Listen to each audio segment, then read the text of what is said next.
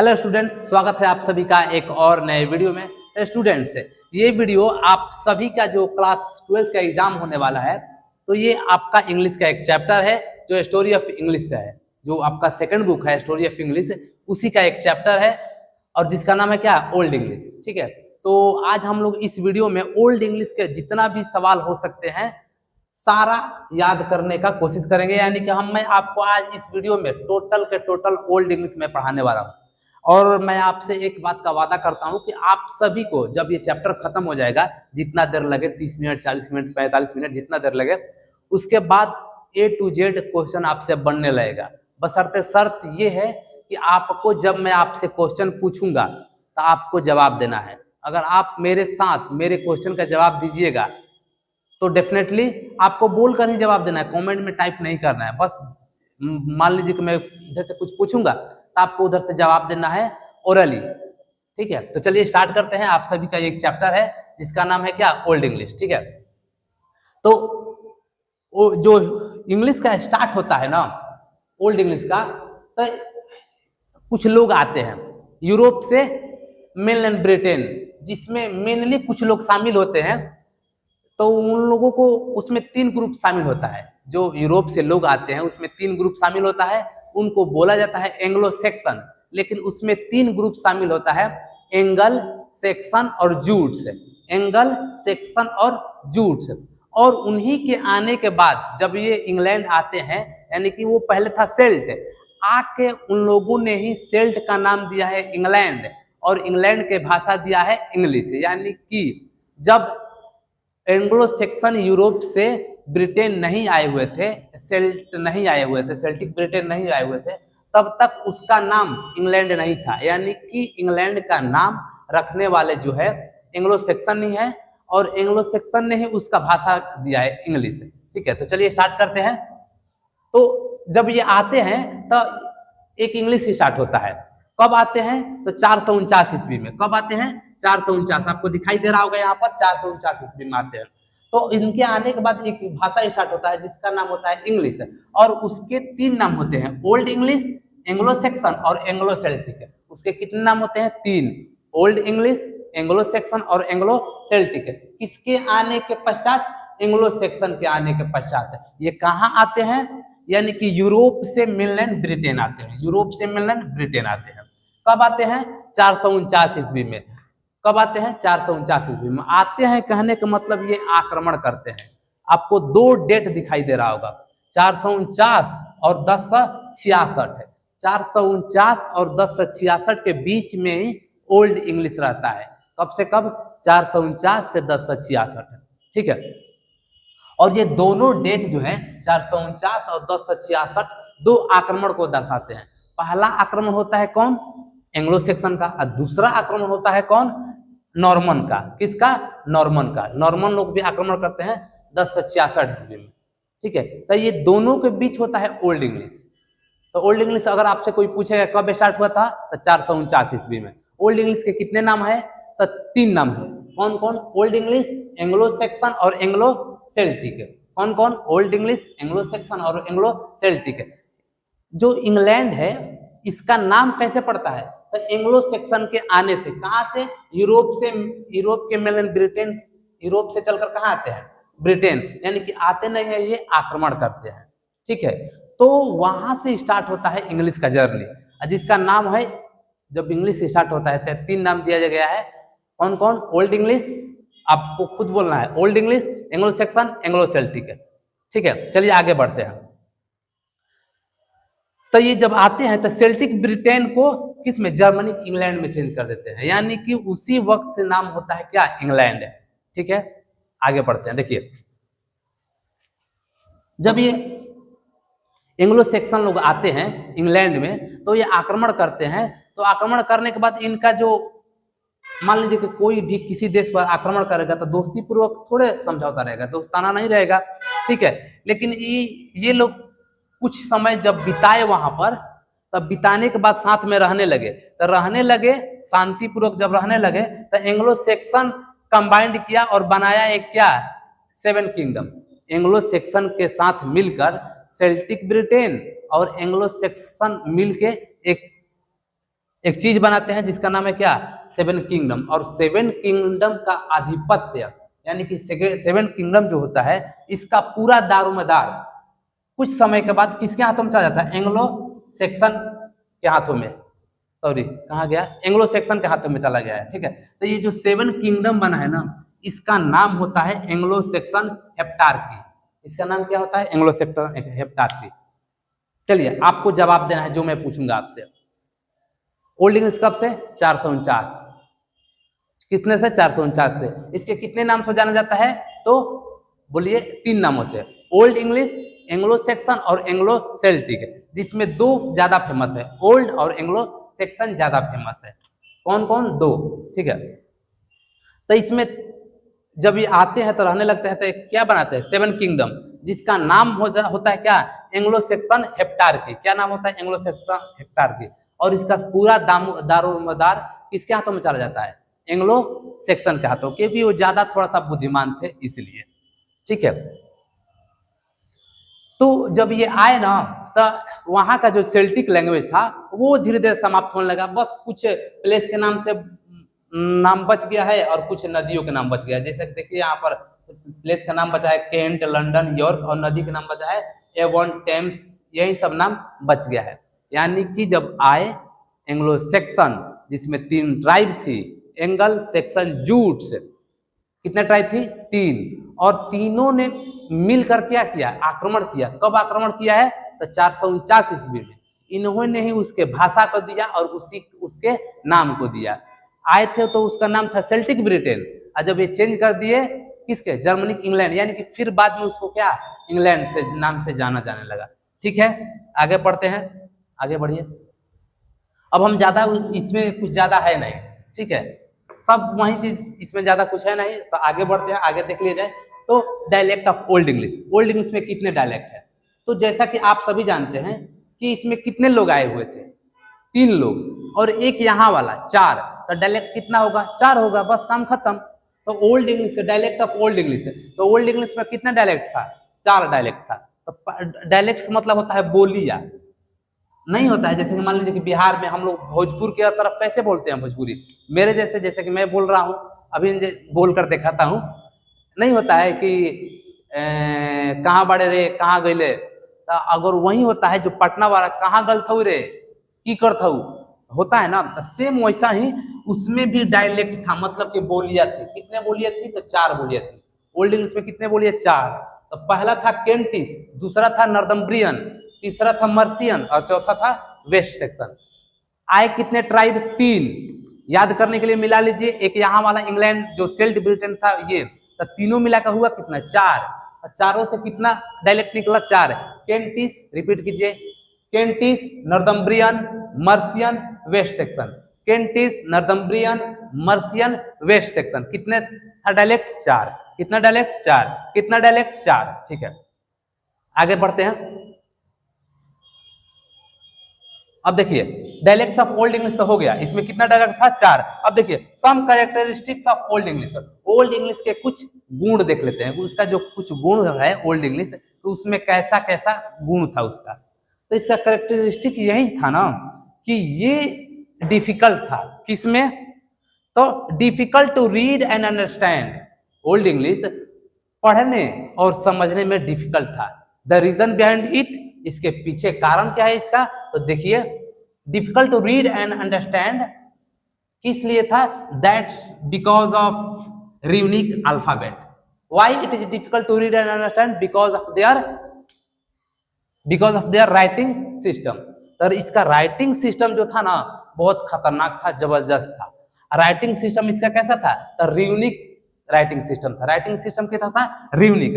अब आप लोगों में से कुछ लोगों को नहीं समझ में आ रहा होगा कि जो देखिए writing system used the unique alphabet, कैसा था, यूनिक अल्फाबेट। एक क्या यूज करते थे, यूनिक अल्फाबेट। तब इसमें आखिर इसमें है क्या कि जो पढ़ने और समझने में दिक्कत होता था, तो यही जो यूनिक अल्फाबेट था ना, देखिए बस स्ट्रेट लाइन अगर कोई खींच देगा स्ट्रेट लाइन तो वो भी कुछ हो गया, जैसे कि ये भी उसका कुछ था, लेटर ही था, कोई ऐसे कर देगा तो वो भी हो गया, ऐसे कर दिया तो वो भी हो गया, पता नहीं दिखाई दे रहा हो कि नहीं, ऐसे कर दिया तो वो भी हो गया, कोई एरो बना दिया वो भी हो गया। तो इसका राइटिंग सिस्टम कैसा था? द यूनिक अल्फाबेट है, that's why it is very difficult to read and understand. Got it? तो चलिए आपको बताना है कि ओल्ड इंग्लिश में कितने लोग, सॉरी, ओल्ड इंग्लिश से कितने नाम से जाना जाता था? तो 3, old English, Anglo section, Anglo Celtic, जिसमें ज्यादा 2 फेमस है, ओल्ड इंग्लिश और एंग्लो सेक्सन। मतलब कि इंग्लैंड भाषा देने वाला कौन है? तो एंग्लो सेक्सन। इंग्लैंड भाषा किसने दिया है? इंग्लिश, सॉरी, इंग्लिश भाषा किसने दिया है? तो एंग्लो सेक्सन। इंग्लैंड वाले के नाम किसने दिया है? तो एंग्लो सेक्सन। जो एंग्लो सेक्सन आए थे यूरोप से मेनलैंड ब्रिटेन, उसमें कितने ट्राइब थी? तो 3 ट्राइब थी। कितने ट्राइब थी? तो 3 ट्राइब थी, एंगल, सेक्सन, जूट्स। इन तीनों ने मिलकर कितने डायलेक्ट बनाया? 4। ये 3 और एक इंग्लैंड के जो सेल्ट वाला था वो, सब मिलकर कितने डायलेक्ट? 4। कौन कौन? नॉर्थम्ब्रियन, मर्सियन, केंटिश और वेस्ट सेक्सन। कौन कौन था? तो केंटिश से भी स्टार्ट करते हैं, केंटिश, नॉर्थम्ब्रियन, मर्सियन, वेस्ट सेक्शन। कितना था डायलेक्ट इसमें? 4 डायलेक्ट था। आगे बढ़ते हैं। इसका राइटिंग सिस्टम, तो राइटिंग सिस्टम बहुत खतरनाक था। I have already told you the writing system of Anglo Saxon यानी कि old English was very difficult, because writing system कैसा था? ज्यादा मतलब कि डिफिकल्ट था, just because of their unique alphabet. It is not easy to read and understand. It is difficult to read and understand. Got it, my students? चलिए आगे बढ़ते हैं। तो हाँ, कि आखिर कैसा था? तो ये यूनिक था। यूनिक मतलब देखिए, एरो, एरो मतलब क्या होता है? तीर। ये तीर के समान था। जो तीर होता है ना, जो हमारे आराध्य राम श्री रामचंद्र यूज करते थे, जो हमारे कौन श्री रामचंद्र जी यूज करते थे, तो वही एरो जो था ना, मतलब कि उनका यूनिक अल्फाबेट में वो एरो भी था। जैसे कहने का मतलब कि वो एरो बना देते थे, अल्लाह वो लगता था कि क्या है ये क्या है? कि उनका अल्फाबेट है। ठीक है, एरो बना देते थे, एक्स बना देते थे, कुल्हाड़ी, नाइफ के हैंडल, ये सब नाइफ के हैंडल बना दिए, हो गया कि लिख दिए। एरो बना दिए, हम लिख दिए हैं। एक्स बना दिए, हम लिख दिए हैं। एक्स मतलब वो वाला एक्स नहीं। आगे बढ़िए। अब देखिए, ये जो इनका अभी भी जो इनका लिटरेचर है, कहने का मतलब जो लिखे हैं, तो कुछ अल्फाबेट देखा जाता है किस पर? मोन्यूमेंट पर, ज्वेलरी पर, and casket made of bones, जो हड्डियों के कास्केट बने होते हैं, अभी भी जो पहले के साक्ष्य मिलते हैं तो उस पर ऐसा दिखता है। ठीक, आगे बढ़िए। अब देखिए, अब जब ये तो हो गया कि ओल्ड इंग्लिश कब किया, ये स्टार्ट हुआ, तो ओल्ड इंग्लिश कब स्टार्ट हुआ है? तो 449 ईस्वी में, याद रखिएगा। और खत्म कब हुआ? तो 1066 ईस्वी। और ये दोनों आक्रमण को दर्शाता है। 449 दिखाता है एंग्लो सेक्शन का, और 1066 दर्शाता है नॉर्मन यानी कि फ्रेंच का आक्रमण। 1066 में कौन आक्रमण करता है? फ्रेंच। तो 449 से 1066 ओल्ड इंग्लिश है। चलिए समझ लीजिए एक और चीज, देखिए 449 से 1066 ओल्ड इंग्लिश, ओल्ड इंग्लिश 1150 से 1500, मिडिल इंग्लिश, और 1500 से लेके टिल नाउ मॉडर्न इंग्लिश। कौन सा इंग्लिश है? Modern English, modern English. ठीक है, तो 449 से 1066 ओल्ड इंग्लिश, 1150 से 1500 मिडिल इंग्लिश, और 1500 से लेकर टिल नाउ यानी कि अभी तक modern English. Got it my student? तो आप लोग कहिएगा तो अच्छा 449 तो ठीक है, यहाँ की 1500 के बाद स्टार्ट हो गया मॉडर्न इंग्लिश, लेकिन 1066 के बीच और 449 के बीच लगभग 100 साल, 100 साल नहीं, मतलब कि 84 साल है ना, तो ऑलमोस्ट 1 सेंचुरी मान लीजिए। तो लगभग 1 सेंचुरी बीच में गैप कैसा है? होता है ना, दिमाग में आएगा कि आखिर ये कैसे हुआ। तो जो लोग पढ़ चुके हैं उनको तो पता है, जो लोग नहीं पढ़े हैं उनके लिए आगे आने वाला है कि ऐसा क्यों हुआ था।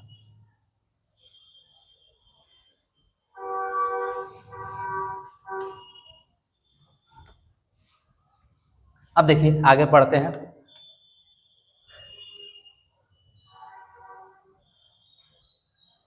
तो जब छठी शताब्दी में क्रिश्चियनिटी फैला, कौन सा फैला? क्रिश्चियनिटी फैला।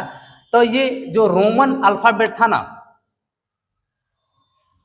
रोमन अल्फाबेट छठी शताब्दी में पहले आए जो एंग्लो सेक्शन, तो उनका कोई मतलब कि क्या बोला जाता है, कोई उद्देश्य नहीं था इंग्लिश को, जो सेल्ट लैंग्वेज है उसको बचाने का, उनका कोई ये नहीं, बस अपना लेकर चलते थे।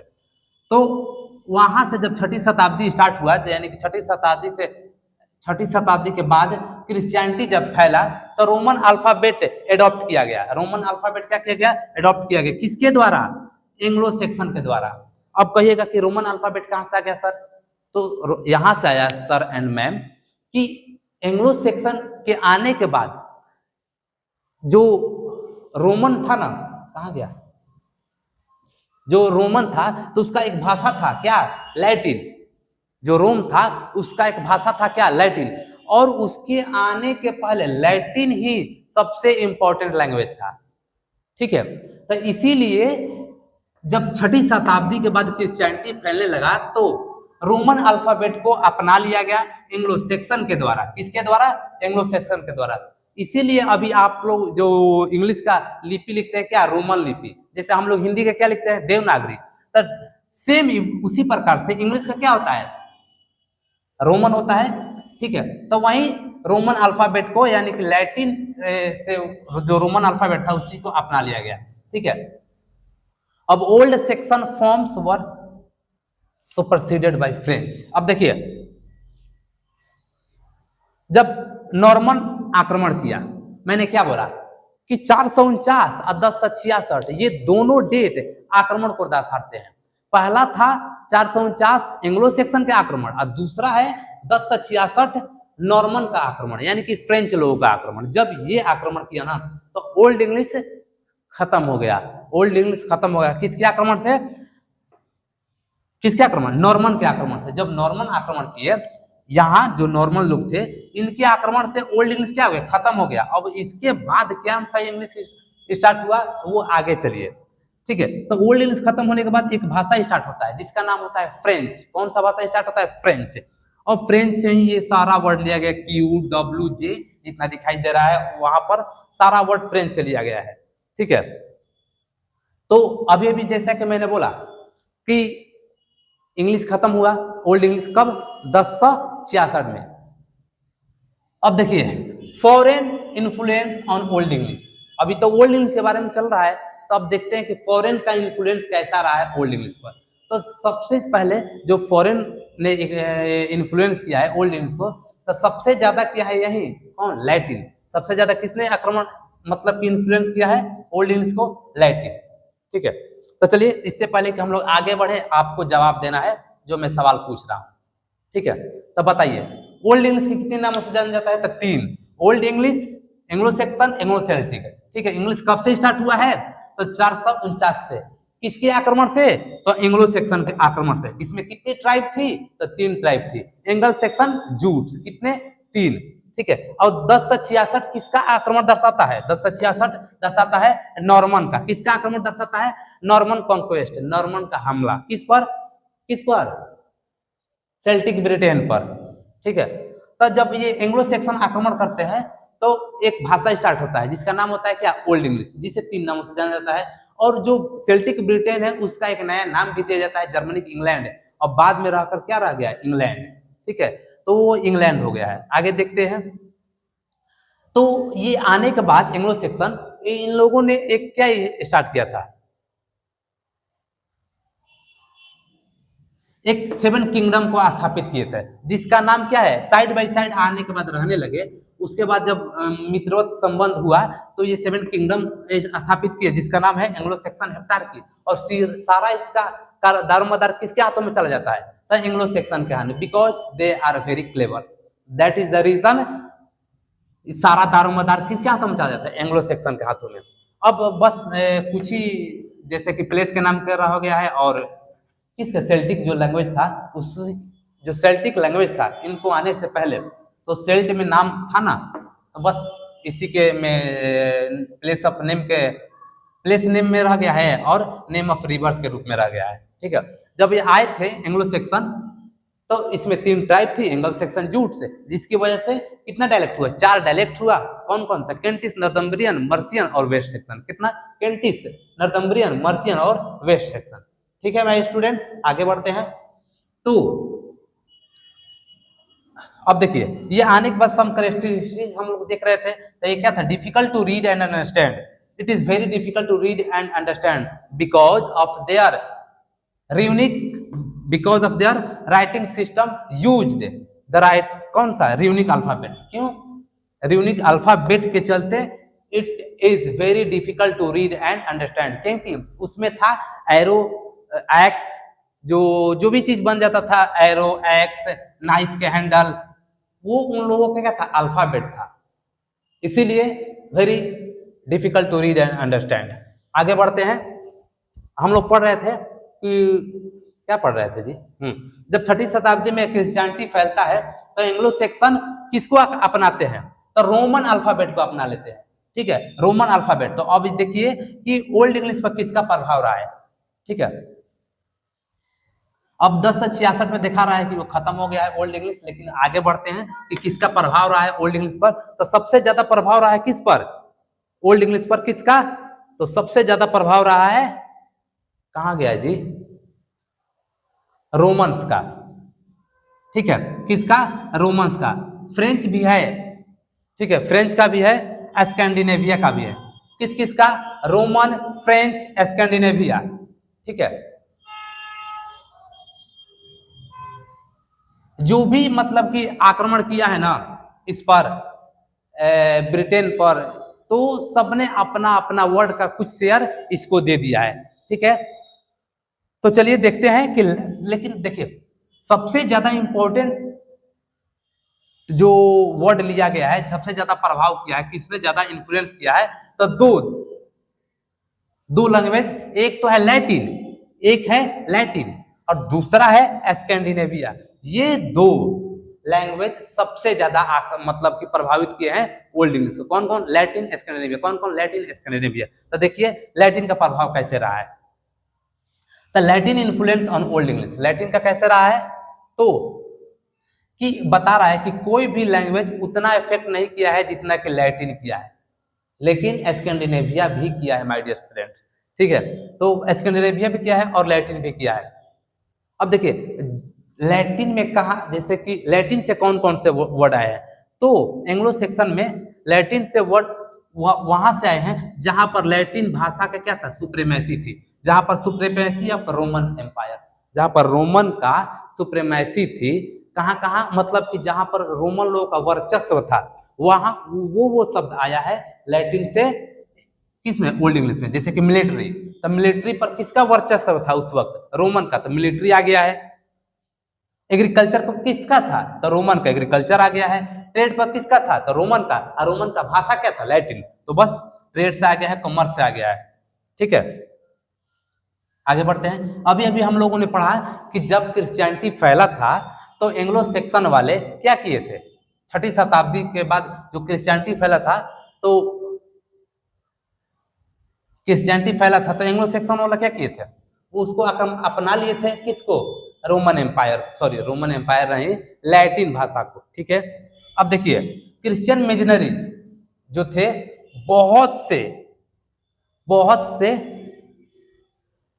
लैटिन जो टेक्स्ट था, जैसे कि देखिए जब क्रिश्चियनिटी फैलने लगा 6वीं शताब्दी में, तो जो क्रिश्चियन मिशनरी जो थे, क्रिश्चियन जो धर्म प्रचारक जो थे, तो बहुत से लैटिन में जो था ना टेक्स्ट था, उसको ट्रांसलेट किए किसमें, नॉर्थम्ब्रियन में।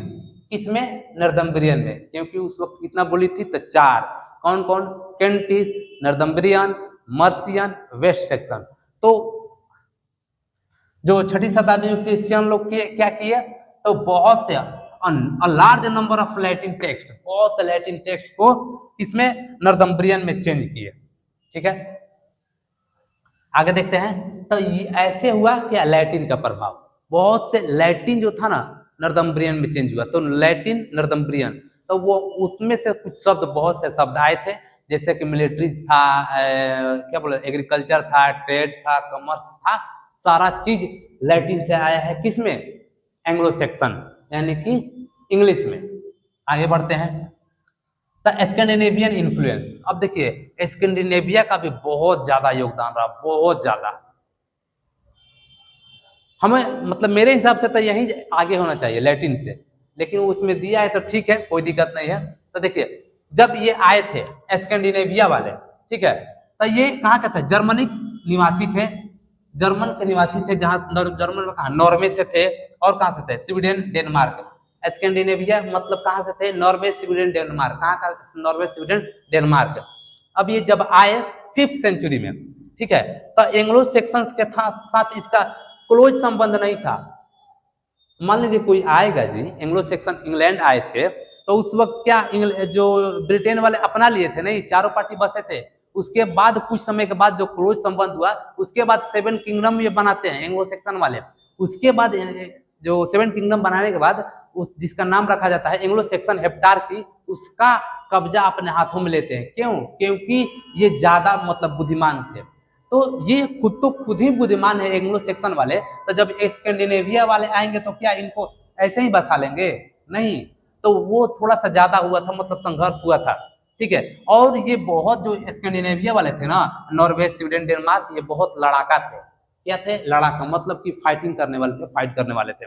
तो ये जब फाइटिंग करने वाला था तो इनको बोला था डेयरिंग, क्या इनको बोला था? डेयरिंग सी फेयरिंग इनको बोला जाता था। इसीलिए इनको बुलाया जाता था क्या? विकिंग्स। क्या बोला जाता है? ये थे डेयरिंग सी फेयरिंग, मतलब कि बहुत लड़ाका थे, लड़ाई करने वाले, मार तार एकदम धार करने वाले एकदम। तो इसीलिए इनको बोला जाता है क्या? विकिंग्स। और अब एक इनके लिए एज निर्धारित हुआ है, कब से कब तक? ये the Vikings age from the middle of the 8th century to the beginning of the 11th century, यानी कि 850 से लेके 11वीं सदी के स्टार्टिंग तक विकिंग्स एज था। कहां से कहां से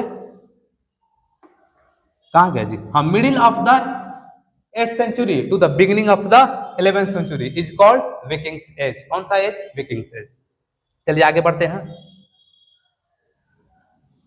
ये था स्कैंडिनेविया के बारे में कि ये कैसे थे लोग। अब देखिए इसका प्रभाव कैसे रहा स्कैंडिनेविया का किस पर? ओल्ड इंग्लिश पर। तो ओल्ड इंग्लिश पर स्कैंडिनेविया का प्रभाव कैसा रहा? तो ये 200 साल क्लोज संबंध रखे किसके साथ? एंग्लो सेक्शन के साथ। स्कैंडिनेविया वाला 200 साल, कितना? 200 साल, 2 सेंचुरी क्लोज संबंध के बाद ये जो हॉस्टाइल रिलेशनशिप था इनके बीच, ये खत्म हुआ। और 9वीं शताब्दी के बाद, कब? End of the 9th century. Viking age कब? 850 से 11 के स्टार्ट, जब 9वीं शताब्दी खत्म हुआ, 850 से 11 के बाद हो रहा था ना, तो वो पहले से आए थे। तो देखिए जब 9वीं शताब्दी अंत हुआ, लगभग कितना साल? यह इस पर बोला गया है कि 2 सेंचुरी, कितना? 200 साल के क्लोज संबंध के बाद इनमें थोड़ा सा पीसफुल, मतलब शांति आया। जब शांति आया तो शांति आने के बाद इनमें क्या हुआ? हार्मोनी संबंध होने लगा। उसके बाद ये जो था ना, बहुत से वर्ड दिए, ये बहुत से वर्ड दिए। बर्थ, बैंक, कौन? स्कैंडिनेविया वाला। बर्थ, बैंक, बुल, कॉल, ये सारा वर्ड कहां से आया है? स्कैंडिनेविया से, ठीक है। इसके अलावा जैसे कि ये देखिए, मैं आपको दिखा रहा हूं, तो ये सारा वर्ड जो है स्कैंडिनेविया से आया। और इसके अलावा जैसे कि देखिए, वीक क्या है? नाउन है। ये क्या है? विंडो, नाउन है। ये क्या है? वांट, वर्ब है। यानी कि ये तो वर्ब दिए, नाउन दिए, ठीक है। आगे देखते हैं। ये देखिए स्कैंडिनेविया से केवल, कहा गया जी? हाँ, स्कैंडिनेविया से केवल नाउन और वर्ब्स, एडजेक्टिव ही नहीं सीमित रहा है। स्कैंडिनेविया से बहुत भी चीज आया है, जैसे नाउन आया है, वर्ब आया है, एडजेक्टिव आया है, प्रीपोजिशन, कंजंक्शन, जितना भी स्ट्रक्चरल वर्ड थे, स्ट्रक्चर वाला वर्ड थे, वो भी आए थे। और जो था ओल्ड इंग्लिश में देखिए यहां पर लिखा है ही, हेरा, हिम, ओल्ड इंग्लिश का था। लेकिन जब स्कैंडिनेविया वाले से ओल्ड इंग्लिश को पता चला, स्कैंडिनेविया वालों को पता चला कि ही मतलब तो अरे ये तो सिंगुलर के लिए इस्तेमाल किया जाता है, तो ये सब कर रहा था प्लूरल के लिए। तो वो बताया होगा कि नहीं, प्लूरल के लिए होगा दे, यहाँ पर अधिकार दर्शाने के लिए हेरा, तो होगा देयर, और हिम का क्या होगा देम।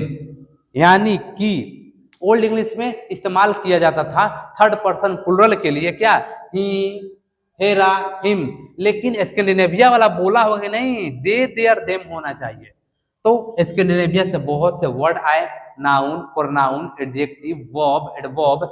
सबसे इंपॉर्टेंट चीज क्या आया है, तो आर भी आया है। जो बी वर्ब का प्लूरल फॉर्म होता है प्रेजेंट का, वो भी आया है। आर जो है हम लोग आ कहते हैं या आर कहते हैं, ये भी स्कैंडिनेविया से आया है। ठीक है, अब देखिए ओल्ड इंग्लिश लिटरेचर। तो ओल्ड इंग्लिश में ज्यादा लिटरेचर, देखिए ओल्ड इंग्लिश के जो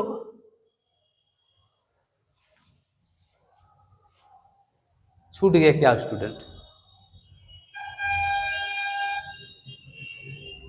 ठीक है। देखिए ओल्ड इंग्लिश का लिटरेचर देख लेते हैं। तो ओल्ड इंग्लिश के लिटरेचर दो टाइप के होते हैं। कितना, जो देखिए the literature of the Anglo Saxon of the two types, कितने टाइप के होते हैं, दो टाइप।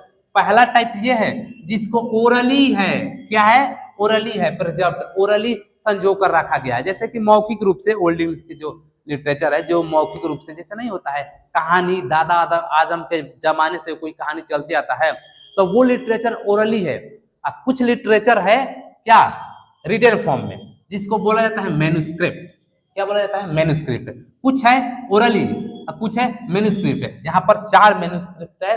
पहला है Beowulf, the Junius, the Exter book और द वर्थली बुक। रिपीट कीजिए, ये सब मैन्युस्क्रिप्ट है। मैन्युस्क्रिप्ट मतलब हाथ से लिखा हुआ। रिपीट कीजिए, repeat after me, the Beowulf, the Junius, the Exeter Book and the Vercelli Book. ठीक है, ये है 4 मैन्युस्क्रिप्ट। आपको रिपीट करना है बार बार, only then everything will be yours. आगे बढ़ा जाए। अब देखिए ये हो गया ओल्ड इंग्लिश के लिटरेचर।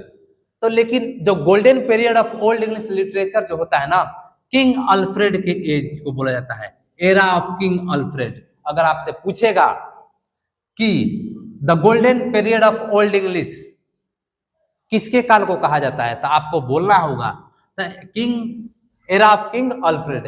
क्यों, क्योंकि जब ये किंग अल्फ्रेड थे तो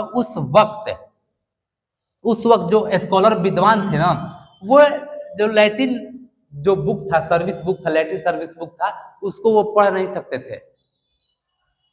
जो लैटिन बुक था ओल्ड किंग अल्फ्रेड के वक्त, जो पढ़े लिखे लोग थे, विद्वान थे, वो पढ़ नहीं सकते थे। इसीलिए जो क्रिश्चियन लिटरेचर था उसको भी नहीं पढ़ सकते थे। तो इसीलिए ये किए क्या ना कि किंग अल्फ्रेड क्या किए है कि बहुत से विद्वान लेकर आए, बहुत से विद्वान, और खुद भी मिलकर सारा जो है उसमें से बहुत से को ट्रांसलेट किए। उसमें से एक इन्होंने बुक लिखा है जिसका नाम है द एंग्लो सेक्शन क्रॉनिकल। ये क्या है, फर्स्ट बुक है इंग्लिश प्रोज का। जो कौन सा, द एंग्लो सेक्शन क्रॉनिकल, ये क्या है, first book of the English pros. First book of the English pros. आपसे कहेगा कि गोल्डन एरा किसका है, king, era of king Alfred. ठीक है, ये क्या किए थे, तो बहुत से विद्वान लेकर आए थे और जितना भी था बुक लैटिन में उसको ट्रांसलेट किए थे। जो क्रिश्चियन लिटरेचर था लैटिन में उसको भी ट्रांसलेट किए थे। किसमें, तो लैटिन से ट्रांसलेट करके वेस्ट सेक्शन में, लैटिन से वेस्ट सेक्शन, लैटिन से वेस्ट सेक्शन, लैटिन से वेस्ट सेक्शन। आगे बढ़िए। अब देखिए, तो 10 से 66 मैंने बोला कि ये मार्क करता है ओल्ड इंग्लिश के समापन को। 10 से 66 में होता क्या है कि नॉर्मन आक्रमण करते हैं और उस वक्त ओल्ड इंग्लिश समाप्त होता है, हो जाता है। किसके आक्रमण से ओल्ड इंग्लिश समाप्त होता है, तो नॉर्मन के आक्रमण से। कब आते हैं, 10 से 66 ईस्वी में। कब आते हैं जी, 10 से 66 ईस्वी में। उस वक्त क्या हो जाता है, खत्म, कौन, ओल्ड इंग्लिश। ठीक है, तो ओल्ड इंग्लिश खत्म होता है तो वहां से एक भाषा स्टार्ट होता है जिसका नाम है फ्रेंच। कौन सा भाषा स्टार्ट होता है ओल्ड इंग्लिश के समापन के बाद, फ्रेंच भाषा। ठीक है, तो उस वक्त किंग के कोर्ट का, जो किंग थे उस वक्त किंग के कोर्ट का भाषा बन जाता है जस्टिस, न्याय का, मतलब कि कोर्ट में, गवर्नेंस में और एजुकेशन सब जगह एक ही भाषा चलता है, जिस भाषा का नाम है क्या जी, क्या है उस भाषा का नाम? उस भाषा का नाम है फ्रेंच। सब जगह 1066 नॉर्मन आक्रमण करते हैं और नॉर्मन के आक्रमण के फलस्वरूप एक भाषा स्टार्ट होता है, फ्रेंच भाषा, क्योंकि ये फ्रांस के थे, ये फ्रेंच लोग थे, इसलिए फ्रेंच भाषा स्टार्ट होता है और हर जगह फ्रेंच भाषा बोले जाने लगता है। किंग के कोर्ट का, गवर्नेंस का, हर जगह केवल एक ही भाषा बोला जाता है और इनका कोई मकसद नहीं था फ्रेंच वालों को कि वो इंग्लिश का संजोग कर रखे, कोई मकसद नहीं था। ठीक है, केवल कुछ लोग जो थे, जो वहां पर गरीब जनता थी, वही बोलती थी क्या, इंग्लिश है। लेकिन जो अपर क्लास के लोग थे ना, उनके बच्चे थे, क्या करते थे, तो बोलते थे या पढ़ते थे सबको फ्रेंच में। जो लेकिन लोअर क्लास था, यानी कि मासेस का जो भाषा रह गया था क्या, इंग्लिश ही रह गया था। मासेस का भाषा इंग्लिश रह गया। कहाँ गया जी, हाँ वो इंग्लिश रह गया। आगे बढ़ते हैं। लेकिन कुछ समय के बाद जब नॉर्मन हैड नो इंटरेस्ट, ठीक है, नॉर्मन के पास कोई मतलब कि इंटरेस्ट नहीं था कि ओल्ड इंग्लिश को प्रिजर्व कर रखे, इंग्लिश को प्रिजर्व करने के रखने का, ठीक है। लेकिन जब कुछ समय बाद, over a period of time, due to close interaction, मतलब कि बहुत समय के बाद जब क्लोज घनिष्ठ संबंध बनने लगा, आपस में लोग शादी करने लगे, इंटरकास्ट मैरिज होने लगे, उसके बाद एक बार फिर से इंग्लिश स्टार्ट होता है, एक बार फिर से इंग्लिश जी उठता है और उस वक्त से इंग्लिश अभी तक बना हुआ है, खत्म नहीं हुआ है। ठीक है, तो English was restored to, England was restored to English king with in 150 years of the Norman conquest. ठीक है, तो चलिए आपसे मैं क्वेश्चन पूछूंगा, फिर से एक बार फिर से पूछता हूं और आपको जवाब देना है। ठीक है, बताइए ओल्ड इंग्लिश में कितने नाम से जाना जाता है ओल्ड इंग्लिश को? तो 3 नामों से। कितने? 3। रिपीट कीजिए, आपको दिखाई दे रहा होगा। छोड़िए, इसको बंद कर देते हैं। ओल्ड इंग्लिश को कितने नाम से जाना जाता है? तो 3 नामों से। कब आक्रमण किए थे? तो 1066 में नॉर्मन, लेकिन एंग्लो सेक्सन आक्रमण कब किए थे? तो 449 ईस्वी में। तो ठीक है स्टूडेंट्स, रहने देते हैं आज के लिए इतना ही, नहीं तो वीडियो लंबा हो जाएगा और आप सभी का एग्जाम भी बहुत नजदीक है, लगभग में वहीं 40-45 दिन बचा हुआ है। तो आप सभी मन लगा कर पढ़िए और इसके बाद मैं आपसे यही कहूंगा कि आपको इस वीडियो को पूरा ध्यान से देखना है। ठीक है, ताकि आप सभी के लिए जो एग्जाम है, जो आप सभी के एग्जाम है, उसमें ये चैप्टर कुछ योगदान कर सके।